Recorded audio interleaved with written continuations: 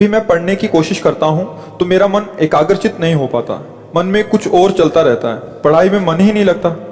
मेहनत करने के बाद भी सफलता नहीं मिल रही। महाराज जी कृपया आप मार्गदर्शन करें। उद्देश्य ठीक हो जाएगा तो मन लग जाएगा। उद्देश्य हमारा गलत है, अभी पढ़ाई उद्देश्य नहीं है। अगर ठीक से उद्देश्य बन जाए पढ़ाई का तो कैसी बात करते हैं। उद्देश्य में बहुत बड़ी ताकत होती है। हर कष्ट सहते हुए अपने उद्देश्य की पूर्ति में कदम नहीं लड़खड़ाते, जिसका उद्देश्य बन जाता है।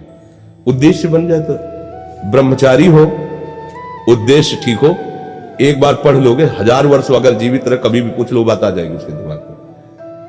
अब नाना प्रकार की क्रियाओं से ब्रह्मचर्य का नाश करे, अपने उद्देश्य का नाश करे, तो फिर यही बातें होती जो आप कह रहे हैं।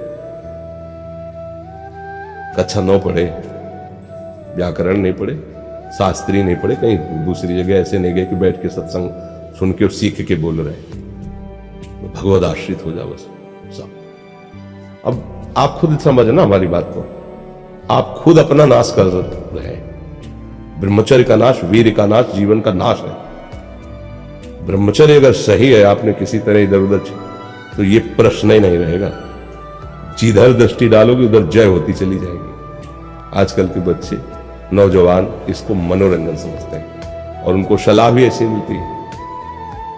हम जैसे बोल रहे हैं ब्रह्मचर्य के लिए, तो डॉक्टर और आपको जो इधर सांसारिक प्रोत्साहन देने वाले हैं वो आपको सलाह देंगे। हमें तो अंग्रेजी का शब्द नहीं याद है,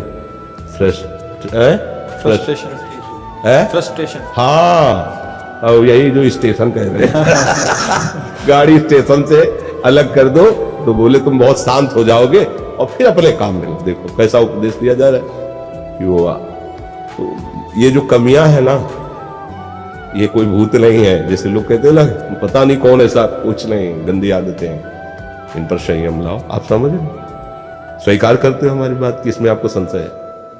हाँ, तो आप देखो, हम आज ही सत्संग में बोल रहे थे, हमारे रक्त का स्वभाव है ऐसे जैसे कट जाए ना तो उसका स्वभाव थोड़ी देर में गाढ़ा होने की कोशिश करेगा।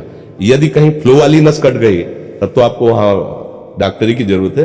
अगर ऐसे कहीं त्वचा में ऐसे, तो उसका स्वभाव गाढ़ा हो जाना, वो थोड़ी ही देर में वो अपने आप को बांध लेगा, क्योंकि रक्त का एक स्वभाव होता है। अगर वो बाहर किसी तरह भी आया तो ठंडा होकर गाढ़ा हो जाएगा, वो रोक लेगा। इसकी आखिरी परिणति है वीर्य, वो स्वयं से नहीं निकलता, वो इससे भी गाढ़ी वस्तु है, वो घर्षण से निकलता है। अगर आप उसको गर्म न करें चिंतन के द्वारा, क्रिया के द्वारा, तो नहीं निकलेगा। और जब हम उसको, तो फिर वो जीवन को नष्ट। प्राय इस पर बच्चे ध्यान ही नहीं देते कि ये कोई मार्ग भी है। और परिणाम क्या होता है कि वो संसार में, जिसे डिप्रेशन कहते हैं, मानसिक रोग से ग्रसित हो जाते हैं, क्योंकि इसका परिणाम यही है।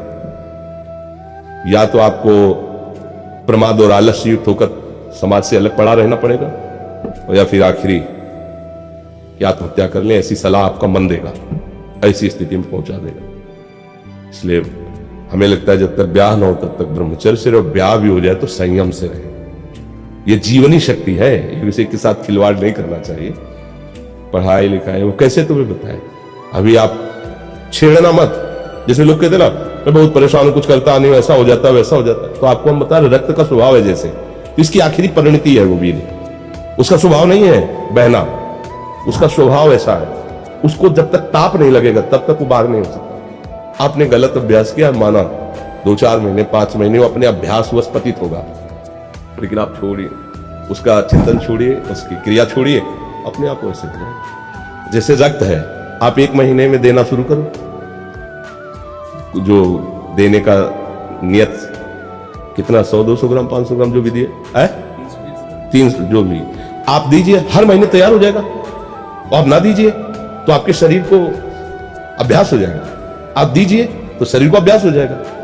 तो शरीर, अगर आप रोज 300, तो फिर क्या होगा, आप मर जाओगे। समझ रहे हो ना? ऐसे शरीर की क्षमता, जैसे डॉक्टर जन के देखते हैं, तुम्हारी क्षमता नहीं खून देने की, चलिए, क्योंकि अगर निकाल लोगे क्षमता नहीं तो उसकी हानि हो जाएगी। हाँ, तुम्हारी क्षमता है, तुम्हारे अंग ठीक है, तुम स्वस्थ हो, महीने में ऐसा या जो समय अवधि सोचो, रक्त की आखिरी परिणति वो है वीर। तो आप क्या कर रहे हैं, रोज कई बार, आपका परिणाम क्या होगा? अगर रोज वो खून निकाला जाए तो आदमी की हालत क्या हो जाएगी? खून की आखिरी परिणति है, अन्न रस जो हमने पाया उसकी परिणति धीरे धीरे परिवर्तित होते हुए मांस, मज्जा, रक्त, वो आखिरी सप्तम धातु है, वीर है। और उसके साथ ऐसा खिलवाड़, कैसा जीवन होगा आपका? तो इस पर कोई विचार ही नहीं करता, समझता है ये तो केवल बाबा जियों का विषय। नहीं, आप मनुष्य शरीरधारी हो, आपको भी संयम से चलना है। और जब तक ज्ञान हो तब तक तो संयम से ही चलना चाहिए। बच्चे बच्चियों को तो गृहस्थी में अच्छे गृहस्थ बनेंगे जाकर, फिर उनकी हानि नहीं हो पाएगी उतनी। अब पहले से ही तो फिर अब वो पढ़ाई में मन कैसे लगे जब आपके पास पढ़ाई वाली सामग्री ही नहीं रह गई।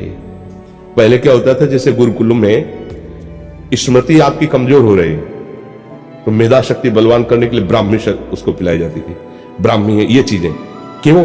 क्योंकि उनमें इतनी शीतलता और उनमें पौष्टिकता है कि वो वीर का वर्धन करके वीर को रोकेंगे। खास बात उसमें होती थी।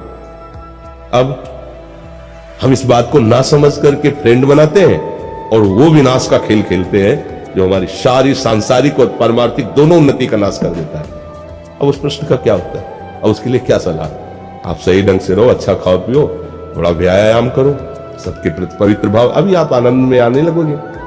और जैसी आदतें आजकल हो रही, आनंद वाली तो है नहीं, ये तो पतन वाली ही है।